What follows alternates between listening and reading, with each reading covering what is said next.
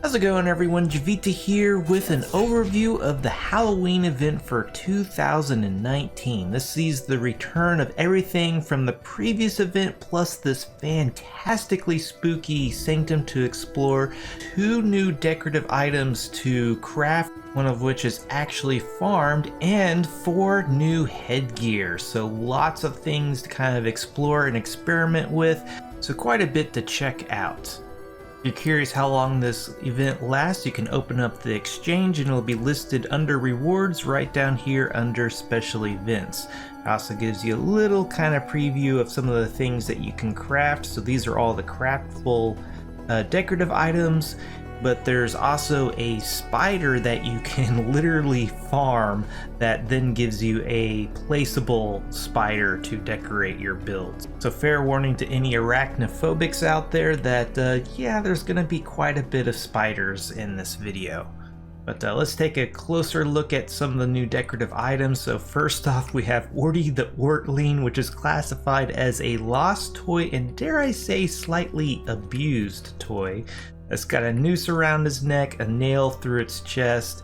Next up we have the farmable decorative item, which is the spider, as I mentioned before, as well as the return of the spooky pumpkin and skull lanterns. So very nice. All of these come in a variety of different colors. The doll is tinted by the leaves used to craft it, whereas the spider is tinted by essentially whatever it's planted on, with a chance to even mutate to other adjacent colors, so pretty interesting there. Whereas the lanterns, their lighting is tintable by, I believe it's the gleam that they're crafted with, but you can hit K to go over to knowledge, and it looks like it actually would be the foliage for the spooky pumpkin lanterns, and the skull lantern looks like it would probably be stones.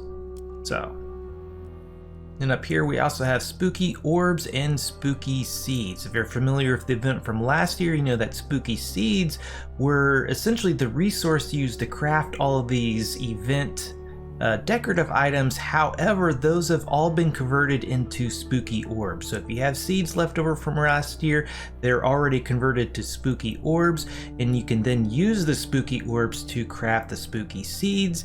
And well, the spooky seeds are used to essentially grow the spiders. So you can actually plant the seeds, and yeah, it's pretty interesting. But in order to get started with this, the spooky orbs are gathered essentially from all of the fungus or mushrooms, with the exception of the Rosata Nox flower. So one of my favorite places to actually get these orbs are basically from the corrosion and toxin worlds, or the branch funnel fungus. They favor growing in kind of shallow waters, and yeah, when you find a good spot for these, they are everywhere. As long as you don't mind swimming, they're a great way to get them. But given the wide variety of mushrooms there are to pick out in the wild, just about any planet is going to just glow brightly if you put a spooky orb into the atlas. So in other words, lots and lots of ways to get these spooky orbs in a relatively short amount of time. Jumping over to the outfits in the exchange, you can see the new wearable items. So of course there's the return of the Gorge from last year. However, we now have a Cuddle Hugger, which is essentially a cuddle truck that looks like it's trying to escape from your head. Maybe your brain has morphed into a cuddle trunk and it wants out. And then there's Oh My Button Eyes. I guess that's from, what, Caroline? And just a little bit creepy. Kind of ranks up there with the Snow Citizen mask from the Christmas event. But yeah. And then there is Screw Up, which, yeah, I don't think the screw is supposed to go in that particular socket. And then there's the Spider. So for those true arachnophilics out there, you can now have a pet spider on your head 24/7. So pretty interesting. And of course, all of those wearables are tinted either with tint kits, or if you have Gleam Club membership, you can actually use the advanced tinting and tint the high, medium, low tints individually for a truly unique look. Moving along and taking a look at spider farming, they're kind of like the starberry slash goo in that they like to grow on the underside of the blocks. They prefer to be planted on trellis of pretty much any kind. And kind of an interesting little tip is that if you plant them on the leaf or foliage trellises, that actually also counts towards making them happier, whereas you plant them on a plain trellis, it doesn't really do anything for them. The one key thing is that they're going to inherit the color that is somewhat similar to the trellis that they're planted on. So here's an example of all the different colors I got from planting spiders on, what is it, warm moss. Yeah. So got quite a few different colors here, all kind of in the yellowish kind of green family though. A good thing to note is that when you plant the spiders, they will appear to be black, but once they mature, they'll take on whatever color they're ultimately going to take on, and they like being next to quite a few different blocks actually. So you take a look at the seeds over here, you can see that you can increase the crop near any foliage, growth, mold, and thorns, and they actually want to be close to 2 blocks of each of these. So the foliage, you can get away with using the trellis or the foliage trellis to state that condition. However, interesting enough, the growth, or rather the mold trellis, does not count towards the mold requirement, which I was a little bit disappointed because I made a whole bunch of mold trellis just to take advantage of that, but yeah, doesn't work for whatever reason. So to give kind of some examples of some setups here, here's a setup using just the regular wooden trellis, and the main reason why you'd want to use the wood trellis over the foliage trellis is that there's greater possibilities for colors from the wood trellis, since the wood trellis can be spray tinted. Not to mention wood seems to come in more colors than foliage anyway, so the foliage kind of limits your number of colors, but if there's a color out there in the leaves that you like, that might be the way to go for you. So right down the middle here, we have all of our spiders planted, and on either side we just have 2 rows of the blocks it likes. So we have the thorns, mold, the crop right here in the middle, followed by the leaves and growth, and that gives them the maximum of 200% crop yield. If you haven't noticed already, there is no seed yield, so once you plant and harvest these, you will not get any seeds back, period. It is good to note that if you're going to be farming these and you want to get the maximum return, you'll want to pick up the farming epic in the skills, which will be down here under Epic 2 Farming Epic right here in the middle. This gives you an extra 20% chance to get an extra crop drop, essentially.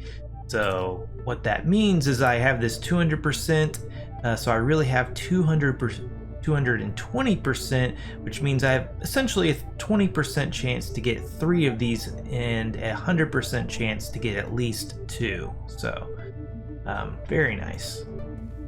And if you're interested in saving space, you can also come over to the side. I've put these foliage trellis down, planted spiders on them, and basically I'm reusing this thorn and mold row while just simply adding 1 line of growth off to the side to give that extra requirement for growth, since the foliage trellis is taking care of the leaves. So fairly nice way to save on a little bit of space.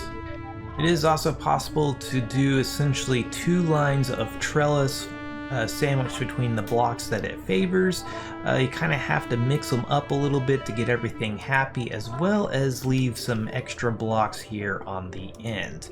I tried doing the same thing but with 3 trellis or spots for crops, and it sort of works, but I had to add an extra line of blocks over here to the side because it didn't quite reach all the way across. It only got up to 188%, having just the 2 lines on either side. So Not exactly the most efficient way to do it, since you're having to use 4 lines of helper blocks for 3 lines of crops, where you could just use 2 for 2. So this setup didn't really turn out that great.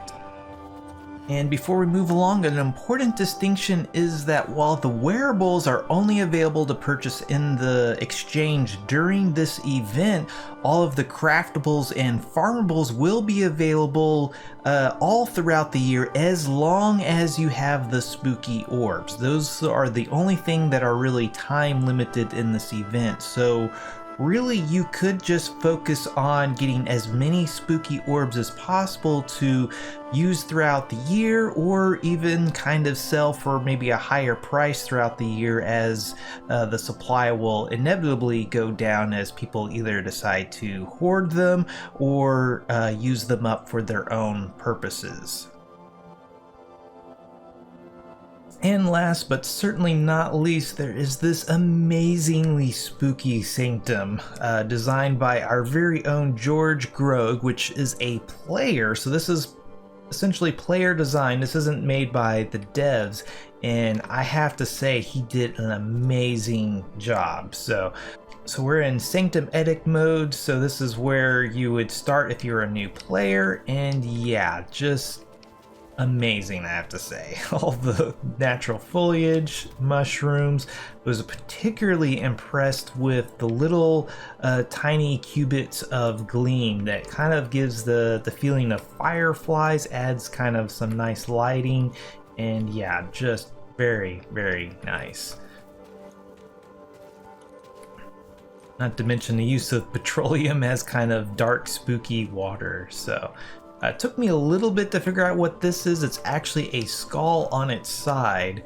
I guess just the fact that half of it's kind of buried in the ground, and that tree's kind of in an inopportune spot to kind of hide the face a little bit, but very nice all the same. Now there are quite a few kind of hidden little goodies. I won't spoil them right now. I will include them after the exit of the video, however, for those that want to see what they are and how to get to them. So I think this will wrap this video up pretty nicely. Lots of cool things in this 2019 Halloween event. This was Jiivita. Thanks for watching. If you like this video, be sure to hit that like button, subscribe if you want to see more like this, and if there's anything you didn't like, please let me know down below. Also, if you like my channel, want to get cool perks, check out my Patreon page. Until next time, peace.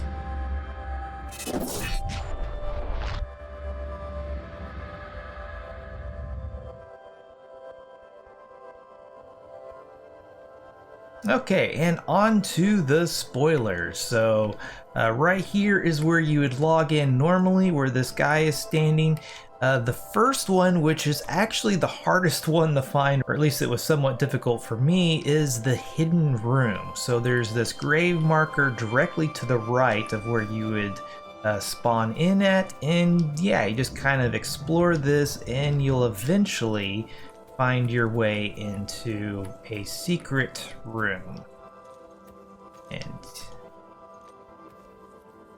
maybe. Here we go. I even know where it is, and I'm still having a hard time finding it. So right here, so we have Happy Halloween.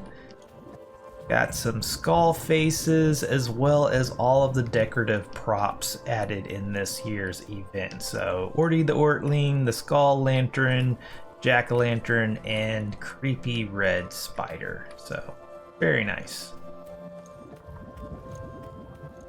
So jumping back over here, the rest are essentially outside of the Sanctum, or at least the normal Sanctum area. If you didn't know, that's reasonably easy to get outside of the Sanctum, or at least, the default one.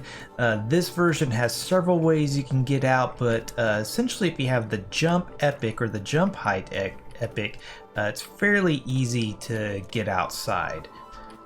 And there's this handy little staircase in case you need to get back into the normal Sanctum area, as well as lots of glowing signs that kind of give you an idea of where to go. So So this first level of the Sanctum, there's not a whole lot to see, mostly just the arrows leading you back to the staircase.